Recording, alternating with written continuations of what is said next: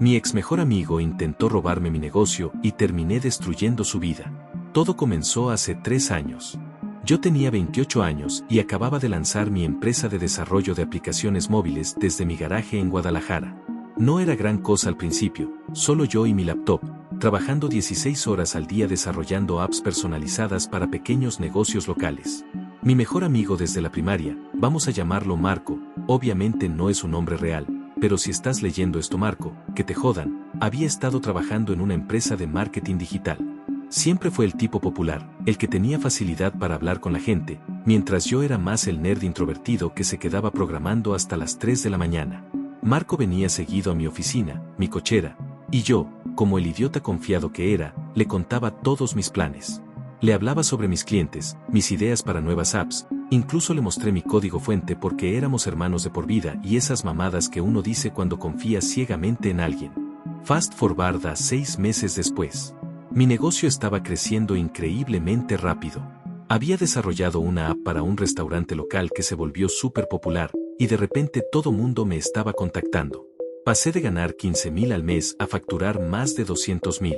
Me mudé a una oficina real, contraté a 2 programadores junior, y por primera vez en mi vida me sentía exitoso. Marco parecía súper feliz por mí. Celebrábamos cada milestone, cada nuevo cliente. Incluso me ayudaba con algunas presentaciones porque, como dije, él era bueno con la gente y yo seguía siendo medio antisocial para las ventas. Pero entonces empecé a notar cosas raras. Primero, algunos de mis clientes potenciales me cancelaban reuniones de último minuto. Después, empecé a escuchar rumores de que había otra empresa de apps en la ciudad que estaba ofreciendo servicios muy similares a los míos, pero más baratos. Al principio no le di importancia. Competencia es normal, ¿no? Pero luego pasó algo que me puso en alerta máxima. Un día, uno de mis clientes más grandes, una cadena de gimnasios, me llamó para cancelar un proyecto de 500,000 que ya estaba en desarrollo. Cuando le pregunté por qué, me dijo algo que me heló la sangre. Es que nos contactó otra empresa que nos ofreció exactamente lo mismo que tú, pero 200,000 más barato. Incluso nos mostraron bocetos que se ven idénticos a los que tú nos presentaste. Hermanos, cuando escuché eso, mi cerebro literalmente se desconectó por unos segundos. ¿Bocetos idénticos? Eso era imposible a menos que... Esa noche no dormí. Me puse a investigar como detective privado. Busqué en Google, Facebook, Instagram, LinkedIn, cualquier pista sobre esta empresa misteriosa que aparentemente estaba clonando mis ideas. Y ahí fue cuando encontré la página web. InnovaApps. El nombre ya era una mamada genérica, pero cuando vi el portafolio, casi vomito. Todas las apps que mostraban eran copias exactas de mis diseños. No similares. Exactas. Hasta los colores, las fuentes, los layouts. Todo. Pero eso no fue lo que me destruyó. Lo que me destruyó fue ver la foto del equipo en la sección About US. Ahí estaba Marco, sonriendo como si nada, con el título de Co-Founder y Chief Marketing Officer. Juro por mi madre que en ese momento sentí como si me hubieran metido un puñal en la espalda y lo hubieran girado. Mi mejor amigo, el cabrón que había estado en mi casa cenando con mi familia, que conocía todos mis secretos, que sabía cuánto había luchado para salir adelante, me había traicionado de la manera más brutal posible. No podía creerlo. Literalmente no podía procesar la información. Llamé a mi hermano, el único en quien podía confiar en ese momento, y le conté todo. Él se puso furioso y me dijo que lo confrontara inmediatamente, pero yo quería estar 100% seguro antes de hacer cualquier movimiento. Así que me convertí en mi propio FBI. Empecé a hacer detective work como nunca en mi vida. Revisé todos mis backups, todos mis emails, todos los documentos que había compartido con Marco. Y descubrí que ese hijo de puta había sido más inteligente de lo que pensé. Durante meses, había estado tomando fotos de mis diseños con su teléfono cuando casualmente visitaba mi oficina. Había estado copiando mis propuestas comerciales, mis estrategias de pricing, incluso mis contratos legales. Pero lo peor de todo, había estado contactando a mis clientes potenciales usando la información que yo le había compartido en confianza, llegando antes que yo con ofertas más baratas. Para confirmar mis sospechas, hice algo que normalmente nunca haría: creé un cliente falso. Inventé una empresa ficticia llamada Restaurante Plus y contacté a InnovaApps pidiendo una cotización para una app. Incluso creé un email corporativo falso y todo el show. ¿Adivinen qué pasó? Marco me contactó personalmente. Mi mejor amigo me estaba tratando de vender mis propias ideas, pensando que yo era un cliente potencial. En la videollamada, este cabrón me presentó slide por slide la misma presentación que yo había usado para conseguir mi cliente más grande, solo que con el logo de su empresa. Hermanos, en ese momento ya no era solo traición. Era guerra. Obviamente no pude aguantarme más. Lo llamé esa misma noche. Marco, necesitamos hablar. Claro, hermano. ¿Cómo estás? No te he visto en días. El muy cínico actuando como si nada. Innova Apps te suena familiar. Silencio. Silencio total por como 10 segundos. Sí, es un proyecto que... Balbuceo. Un proyecto donde robaste todas mis ideas, contactaste a mis clientes, y copiaste mis diseños palabra por palabra. Más silencio. Mira, yo puedo explicarte. ¿Explicarme qué, Marco? Te tengo en video presentando mis propias ideas como si fueran tuyas. Entonces este hijo de puta hizo algo que jamás voy a perdonar. En lugar de disculparse, en lugar de admitir su error, me atacó. Es que tú siempre has sido muy egoísta con tus ideas. Siempre actuando como si fueras el único que puede hacer estas cosas. Yo también tengo derecho a tener éxito. ¿Egoísta? ¿Egoísta por no querer que mi mejor amigo me robara mis ideas y mis clientes? Además, continuó, no es como si hubieras inventado las apps. Solo estoy ofreciendo servicios similares a precios más competitivos. En ese momento colgué. No porque fuera un cobarde, sino porque sabía que si seguía hablando, iba a decir cosas de las que me iba a arrepentir. Pero más importante, ya tenía un plan. Los siguientes días fueron los más intensos de mi vida. Me convertí en Sherlock Holmes versión programador traicionado. Primero, investigué a fondo la empresa de Marco. Descubrí que tenía 2 socios más, un programador junior que había trabajado conmigo por 2 semanas antes de renunciar por mejores oportunidades, ahora todo tenía sentido, y un diseñador gráfico que aparentemente era primo de Marco. Segundo, revisé todos mis contratos y documentos legales. Gracias a Dios, cuando empecé mi empresa, mi papá, que es abogado, me había insistido en que registrara todos mis diseños y procesos como propiedad intelectual. En ese momento pensé que era exagerado, pero resultó ser mi salvación. Tercero, empecé a documentar toda la evidencia. Screenshots de su website, copias de sus propuestas, emails, el video de la presentación falsa, todo.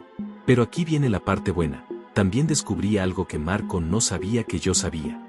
Resulta que Marco, en su brillante estrategia de robarme clientes, había cometido un error masivo. ¿Recuerdan que les dije que había estado copiando mis contratos?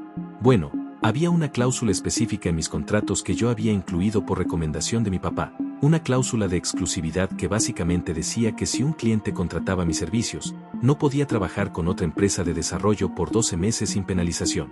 Marco había copiado esta cláusula exacta en sus contratos, pero no entendía las implicaciones legales. Esto significaba que varios de los clientes que me había robado técnicamente estaban violando sus propios contratos conmigo al trabajar con él, y estaban firmando contratos con cláusulas que ni siquiera Marco podía cumplir porque no tenía la infraestructura legal que yo tenía. Era un desastre legal esperando explotar. Aquí es donde la historia se pone buena. En lugar de solo demandarlo, que hubiera sido lo obvio, decidí que necesitaba una venganza más creativa. Mi plan tenía 3 fases. Fase 1, la trampa. Fase 2, la exposición. Fase 3, el golpe final. Primero, necesitaba más evidencia y más información sobre sus operaciones internas. Creé no una, sino 5 empresas falsas con diferentes necesidades de apps. Cada una contactó a Innova Apps con proyectos específicos que yo diseñé para ser imposibles de completar con el equipo que Marco tenía. ¿Por qué imposibles? Porque cada proyecto requería tecnologías específicas que solo yo dominaba en la ciudad, o integraciones con sistemas que solo yo tenía acceso. Marco, en su arrogancia, aceptó todos los proyectos. Firmó contratos por más de 2 millones en proyectos que literalmente no podía entregar. Pero eso no fue todo. También infiltré su operación. ¿Recuerdan al programador junior que había trabajado conmigo? Bueno, resulta que no estaba muy contento con Marco. Aparentemente, Marco le había prometido una sociedad igual, pero en realidad lo tenía trabajando 12 horas al día por un salario de miseria. Una cerveza, una conversación honesta, y este chavo, vamos a llamarlo Luis, se convirtió en mi informante interno. Luis me pasaba información sobre todos los proyectos de Marco, sus deadlines, sus problemas técnicos, incluso grabaciones de las juntas donde Marco hablaba mal de mí y se atribuía crédito por ideas que ni siquiera había robado bien. Mientras Marco luchaba con proyectos imposibles y deadlines que no podía cumplir, yo trabajé en la segunda fase, exponer su operación fraudulenta. Compilé toda la evidencia que había recolectado durante meses, las comparaciones lado a lado de nuestros diseños, los emails donde él contactaba a mis clientes usando información confidencial, el video de él presentando mis ideas, testimonios de Luis sobre las operaciones internas, todo. Pero no lo publiqué en redes sociales como un drama adolescente. Fui estratégico. Primero, contacté a todos los clientes que Marco me había robado. No para hablar mal de él, sino para ofrecerles una auditoría gratuita de sus proyectos actuales de desarrollo. ¿Adivinen qué encontramos en esas auditorías? Código de pésima calidad que iba a fallar en unos meses, funcionalidades que nunca iban a trabajar correctamente, y violaciones de múltiples acuerdos de confidencialidad que los clientes habían firmado conmigo originalmente. En menos de 2 semanas, 3 de sus clientes más grandes cancelaron sus contratos y me los devolvieron a mí, pidiendo que arreglara el desastre que Marco había creado. Segundo, contacté a la Asociación Local de Desarrolladores y Empresarios Tecnológicos. Les presenté el caso como un estudio sobre plagio en la industria tech local y les mostré toda la evidencia. La asociación quedó tan impactada que decidieron hacer un caso público para educar sobre la importancia de la propiedad intelectual. En otras palabras, Marco fue oficialmente expuesto como un fraude en toda la comunidad tech de la ciudad. Pero hermanos, eso no fue suficiente para mí. Marco me había traicionado de la manera más personal posible, y yo quería que sintiera exactamente lo que yo sentí cuando descubrí su traición. Aquí es donde mi papá el abogado entró en acción. Resulta que Marco no solo había violado mi propiedad intelectual, también había cometido varios delitos. 1. Robo de información confidencial. Había tomado fotos y copiado información de mi oficina sin permiso. 2. Competencia desleal. Había usado información privilegiada para contactar a mis clientes. 3. Fraude contractual. Había firmado contratos prometiendo servicios que sabía que no podía entregar. 4. Violación de propiedad intelectual. Había copiado mis diseños registrados sin autorización. Mi papá preparó una demanda que básicamente pedía compensación por todos los clientes perdidos, daños punitivos por competencia desleal, que Marco cesara todas sus operaciones usando mis diseños, una disculpa pública, costos legales. Pero aquí viene lo mejor. También descubrimos que Marco había estado mintiendo a sus socios sobre el origen de las ideas. Ellos pensaban que él había desarrollado todo desde cero. Cuando les mostramos la evidencia de que todo era robado, sus socios se pusieron furiosos. No solo conmigo, sino con Marco por haberlos metido en un problema legal masivo sin su conocimiento. Lo que pasó después fue más satisfactorio de lo que cualquier película de venganza podría ser. Sus socios lo demandaron por fraude y lo echaron de la empresa. Cuando los clientes se enteraron, porque la demanda se volvió pública, todos cancelaron sus contratos inmediatamente. Nadie quiere trabajar con una empresa fundada en robo de propiedad intelectual. La Asociación de Desarrolladores lo expulsó permanentemente y puso su nombre en una lista negra que compartieron con todas las empresas tech de la región. Y esto fue lo más brutal. Como había aceptado esos 5 proyectos falsos que yo diseñé para ser imposibles, tenía penalizaciones contractuales masivas que no podía pagar. En menos de 6 meses, Marco pasó de tener una empresa de 2 millones en contratos a estar en bancarrota personal, demandado por múltiples clientes, y con una reputación profesional completamente destruida. Pero esperen, porque aquí viene la cereza del pastel. ¿Recuerdan que mencioné que Luis, el programador, se había vuelto mi informante? Bueno, cuando la empresa de Marco colapsó, Luis quedó sin trabajo. ¿Adivinen quién lo contrató inmediatamente con un salario 50% mejor del que Marco le pagaba? Exacto, yo. Y no solo eso, Luis tenía skills que complementaban perfectamente los míos, y juntos desarrollamos 3 apps que se volvieron súper exitosas en el mercado regional. Mientras tanto, Marco tuvo que mudarse de vuelta con sus papás y conseguir trabajo entregando comida para DoorDash porque ninguna empresa tech lo quería contratar. La historia podría terminar ahí, pero hay un epílogo que necesito contar. Hace como 6 meses, estaba en un Starbucks trabajando en mi laptop. Ya tengo una oficina de 200 metros cuadrados con 15 empleados, pero a veces me gusta trabajar en cafés para cambiar el ambiente, cuando alguien se sentó en la mesa de al lado. Era Marco. Se veía destruido. Había perdido peso, traía ropa vieja, y estaba llenando aplicaciones de trabajo en su celular.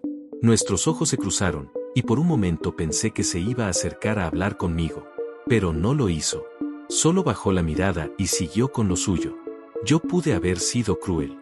Pude haberme acercado y restregárselo en la cara. Pude haber tomado una foto y posteado algo como miren cómo terminó el que me traicionó. Pero no lo hice. ¿Saben por qué? Porque en ese momento me di cuenta de que ya había ganado. No solo había recuperado mi negocio, sino que lo había multiplicado por 10. Tenía un equipo increíble, clientes que me respetaban, y una reputación sólida en la industria. Marco ya había recibido su castigo, y ese castigo no vino de mí siendo vengativo o cruel. Vino de las consecuencias naturales de sus propias acciones. Hermanos, esta historia no es solo sobre venganza. Es sobre justicia. Cuando alguien te traiciona, especialmente alguien cercano, el primer instinto es lastimar de vuelta. Pero la venganza real no es ser cruel o destructivo.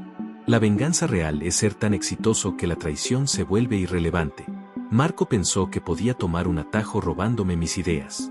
Pero no entendió que las ideas son solo el 10% del éxito. El otro 90% es trabajo duro, dedicación, integridad y la capacidad de construir relaciones genuinas con clientes y empleados. Hoy en día, mi empresa factura más de 5 millones al año.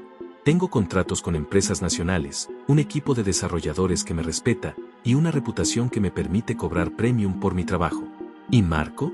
La última vez que escuché, sigue entregando pizzas y tratando de conseguir trabajos de programación junior que no le dan por su historial.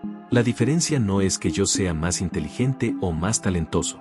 La diferencia es que yo construí mi éxito de manera honesta, paso a paso, sin tomar atajos deshonestos.